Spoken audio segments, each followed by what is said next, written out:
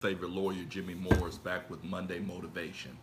I'm gonna give the audience a little time to build, and then we'll jump right on it. Plan to deal with the butterfly effect. It's not actually what's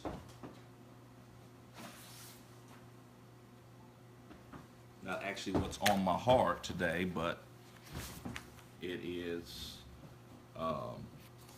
what I need to deal with because some of the other things I may deal with um, may not be motivational. They may just be critical, and sometimes we have to decide in life not to be critical. Sometimes we have to decide to be motivational. But I do tell you that one day I'm going to deal with the subject that's actually on my heart today, which is in the development stage. Ignorance is bliss, and I find that too many times in my community, in the black community, we are happy with ignorance. It's almost willful ignorance. Some things are easily proved or disproved, and sometimes we don't care if that's the case one way or another.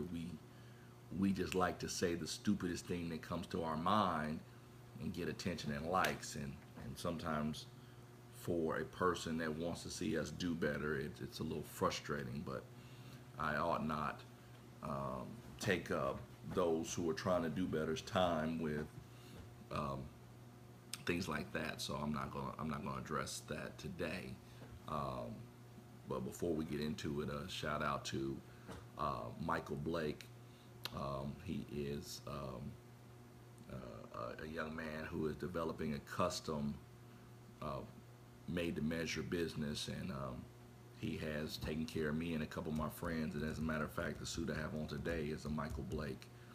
So y'all can look him up on Facebook if you ever wanted a custom suit. I know Easter's coming around. I don't know if he can make the deadline, but um, I mean, I like to spend my money with folks that look like me, and I think um, everybody around the world does. I mean, you got Chinatown, you got Koreatown, you got Italian town, and so I don't think it's a racist thing to spend money with people that look like you, and I like to do it. And so, shout out to my friend, my brother, Michael Blake, for making me look good. And I actually sent him, to be honest with you, I sent him a picture of a Tom Ford, and he basically uh, had it made almost suspect. It's not as curved as a Tom Ford, but it looks very much like the Tom Ford I sent him. So he's very good. So let's jump right into it, the butterfly effect, because I want to try to keep these down to 10, 12, 15 minutes. The butterfly effect in what they call the chaos theory is showing that something small can create something major. In other words, that there's a very sensitive dependence on an initial condition, a small change that can have a really big effect. The butterfly effect in science basically says something to the fact of a butterfly flapping its wings in Brazil can cause a storm in Chicago, or can cause a tornado, cause a hurricane. And so something as small as a butterfly flapping its wings 1,000, 1,500, 2,000 miles away can have an effect, can start something into motion that could have a long-term effect. And you say, okay, Jimmy, that's fine. That sounds good. What does that have to do with me today? Well, when you decide to do something, whether it's good or bad, that small thing that you realize may be good or bad can end up having an effect on what you do down the road. I'll give you an example. When I was fresh out of law school, probably 2009, spent a lot of time in the office. I got really heavy, really out of shape. Now, coming from being an athlete, this was a hard thing for me. And so me and my wife at the time flew to Las Vegas. And I didn't know anything about Las Vegas, so she was the quasi expert. And so what she wanted to do is she wanted to show me what she had seen in Vegas. Now, of course, come to find out she wasn't a quasi expert either. She wanted to just walk the strip, which was fine. So we walked the strip, and I was sweating and I was out of breath. But just that walking the strip made me start walking, made me start running, made me start training. It actually got me back into shape. Walking the strip, that small thing. Giving you that example, look at examples in your life. You feel bad one day. You decide you're going to do something. All right? You decide, your man's not treating you right, or your woman's not treating you right. You're going to go out and you're going to see if someone else will treat you right. And you go out and you have that one night stand. And unfortunately, a baby's created. Something small, something major. And that's the detrimental effect. Let's go to the positive effect. One day you decide, I cannot take this job anymore. You decide, I want to do something different for my life. Now, you don't quit your job. You go enroll in a school. And that one step, that I don't want this lifestyle anymore, changes your life. So what I'm trying to get you to understand is that every time you make a positive step towards something, it may have a long-lasting effect. Every time you make a negative effect, it may have a long-lasting effect. Now, here's the deal. Procrastination boils into this. Every time you say, I'm going to start tomorrow, when your diet, your workout, you're eating right, you're studying, every time you make that decision, you may be setting off your benefit 6 months to a year down the road. See, a lot of times we don't want to take responsibility for why we got to where we got to. I often see, and especially April Fools, I didn't even look at Facebook. But you see a lot of people who are upset at their former significant other. A lot of people who are upset at them. My baby daddy ain't this. My baby daddy ain't that. My baby mama ain't this. My baby mama ain't that. And that's cool, other than the fact that you decided on that person. You picked them. You could have easily said, you know what, I'm not going to approach her. You could have easily said, I'm not going to give him the time of day. But you picked them.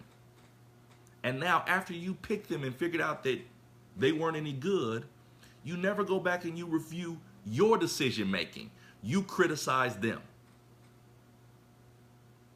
See?